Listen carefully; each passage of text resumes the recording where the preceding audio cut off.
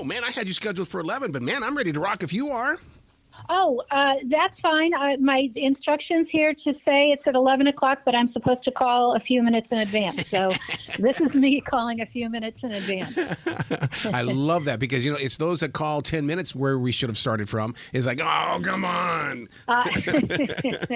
Well, you're only my second podcast with the new book, so I'm still a little nervous. So I make sure I'm on time. Nervous is okay because I believe that means you care. When somebody tells me that, especially when it comes to broadcasting students, they say, I'm so nervous. I know you are. That means you care. Yeah, and I do. I really do. And thank you for this. I truly appreciate the opportunity. Well, it's everything that I've always wanted to do with the podcast, View from the Writing Instrument. I've always believed that we have all these books, but we don't get to hear the authors. We don't get to hear your inflection, your reasons for bringing a story together. For instance, like Rain Breaks No Bones is the fourth of this trilogy and the last. And for readers that have been with you all the way, it's like, wait, no, this can't end. You got to give us something else, Barbara. Well, it's the third, and I am working on a fourth, but it has nothing to do with the trilogy. So it's a brand new book. But yeah, I felt like it took 3 books to tell this story. So I hope the reader agrees. Well, how do you know how to continue the story? That's always been a big mystery to me in the way that did you sit down and say, well, this is going to be a trilogy, or did you just keep writing and writing and writing and decided, okay, and the thing about it is listeners need to know they're standalone books, even though they are connected. They're still standalone books. Correct. They are. And no, I had no idea it was going to be a trilogy. I wrote the first book, Sing in the Morning, Cry at Night, when I was a student at Wilkes University in their creative writing program, their graduate MFA program. And at Wilkes, what they do is they send your work out to an outside reader who's in the industry. And mine happened to be an agent. In the end, she turned out to be my agent, Chris Tomasino. She's lovely. But at the time, she read my early draft and she said, if someone picks this up, they're going to expect you to write at least 2 more books in the same genre or turn it into a trilogy. And we talked about it and I thought, I think these characters have more to say, but I didn't want it to be, okay, book 1 ends and then the next day I decided to separate the books each by about 20 years. So the first one is 1913, the second one is the 1930s, and then my new book, Rain Breaks No Bones, is 1955. So we can now see the ramifications on 50-year-old Violet of an event that happened when she was a little girl. Yeah, I love the way that you covered that because, we think sometimes out of sight, out of mind. No, it's still living inside, and you kind of prove that. Exactly. Oh, it's always living inside. And as a writer, I don't know if other writers do this, but I just have to get quiet and listen to that because truly my characters tell the story. Yeah, I always say that, all I do is I go to the page because I'm a hand writer. I don't do it onto the computer. So I have to put it on the page first. But to me, it's not me that's writing. It's that page, which was once a tree, which was once a seed. Oh, I love that. I love that image. It's funny. I compose on the computer nowadays, but I still revise by hand. Yeah. So I sharpen those pencils. I spread everything out on a big table and I sit there and revise by hand. So there's something about that pen to paper, pencil to paper that really does make a difference. How do you keep that perfectionist in line then? Because, if you're doing it with that pencil, that means you can erase it. Julia Cameron was always about that. Oh, don't use a pencil. You can easily erase things. Yeah. I hear all of that advice and it's great advice. And if I could listen to it, I would probably be better off. I don't try to rein in the perfectionist. I'm a relatively slow writer because I write and revise and write and revise. And on any given day, I might walk away with a paragraph, but it's a damn good paragraph because I have worked and reworked it. So, you're going to put the work in up front or at the other end, either way. So when you're working those paragraphs, is that thesaurus next to you? I'm sorry, is that the source? Yeah, whoever invented this word. Yeah, that's a crazy word. Whoever invented it, thesaurus. Exactly, the Greeks, I think. Yes, I have an electronic one. I have it on my phone, but the thesaurus is there constantly. And the thesaurus sort of inspires some of my images because I come up with a better word, and then it takes me to a different word and a whole different group. group, and just my imagination goes wild. Wow. Now, it takes place in Scranton. I had no Yes. idea that all of this stuff with the miners and the evangelists and the vaudevillians and the gangsters were there. I mean, it's like, what? Wait, this sounds like Vegas. Yeah, yeah. Scranton has such a rich history. I'm from Scranton, born and raised, recently moved back here, and I absolutely love it. But the mining industry was really huge here. In fact, the nation sort of depended on us. At one point, when the miners went on strike, the president of the United States got involved. This is how important we were.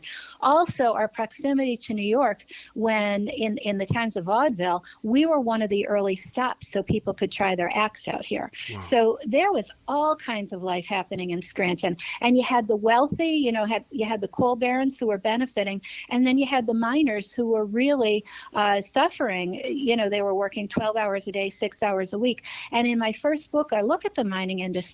And then by the time I get to 1955, for the third book, Rain Breaks No Bones, the mining industry was in decline. Mm-hmm. So you almost, I consider Scranton to be a character, because we can also see the sort of the dramatic arc of the city as you read the books. Wow. And the way that you bring in Violet, especially with the situation that at the age of 50, she wishes that her younger sister were there because it would help her with her own daughter who's got secrets. So, I mean, I like the way that you tie things together like that. Right. And actually in the first book, and I'm not giving anything away because you know this in every book, Violet's sister Daisy passes away. Yep. It's a tragic accident, and that's very loosely based on a family story. In my own life, my great Aunt Pearl, on the day she was baptized, it was the 4th of July, her dress caught on fire when they were playing with sparklers, and she survived for 3 days, and she sang hymns. And the story was that everybody in Scranton came to view the body of the little girl who sang hymns. So I grew up with that story. And as tragic as it was for my Aunt Pearl, I always wondered about my Aunt Janet, who was in the yard with her, because she didn't have a very happy life. So, for example, my Aunt Janet was married 4 times to the same 2 men. So she had some, a couple of issues there. And so I used her as my inspiration for Violet. And what I tried to show is that some kind of traumatic event like that, a family tragedy, affects every generation. Yeah. So it's still affecting Violet in Rain Breaks No Bones as a 50-year-old woman. She's still wishing she had her sister there. Wow. And see, that's like a reflection for every one of us of our own families. We all sit there and we want to know what happened and what could we have done or what can I do even today.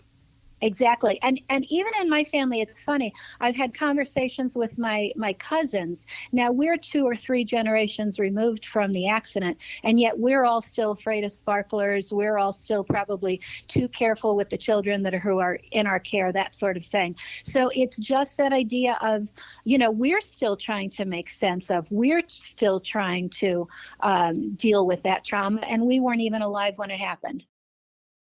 So in your writing skills and dreams and ambitions, how did the character of Johnny come into being a musician? Oh, that's a good question. Johnny, in my head, I just had this idea that Daisy was going to be interested in a piano player. There's a Tom Thumb piano in my first book, and that piano shows back up in the third book. And so I needed somebody to play that piano. And I think it probably came from the inspiration of that instrument. But then also, Scranton, although we had, and still have a healthy African-American population, Scranton in those days was predominantly white. And I knew I wanted their world to get bigger with each book.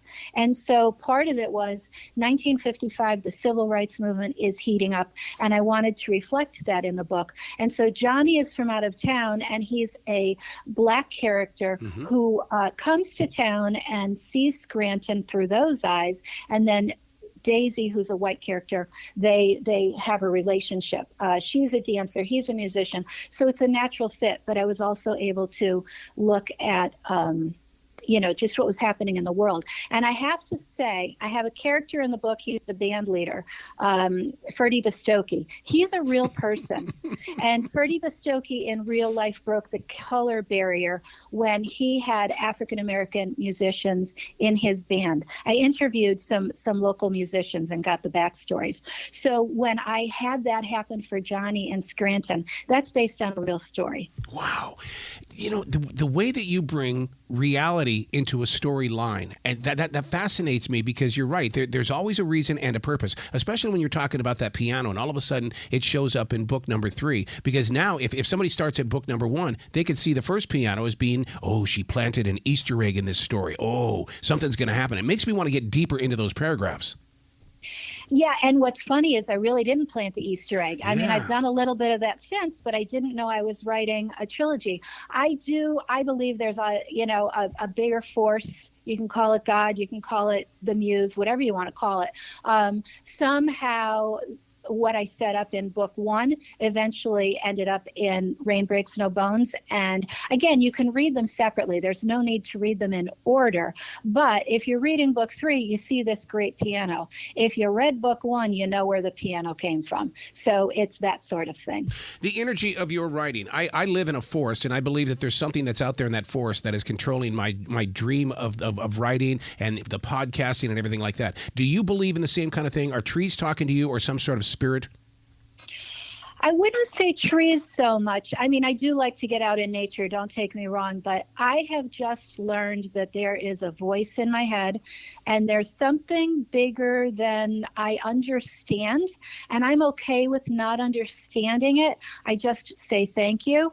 I listen. Yep. I had a character in the new book, the character of Ruth, and I'll tell you what, she kept coming to me and telling me this story. She's the prologue. It's how the book opens.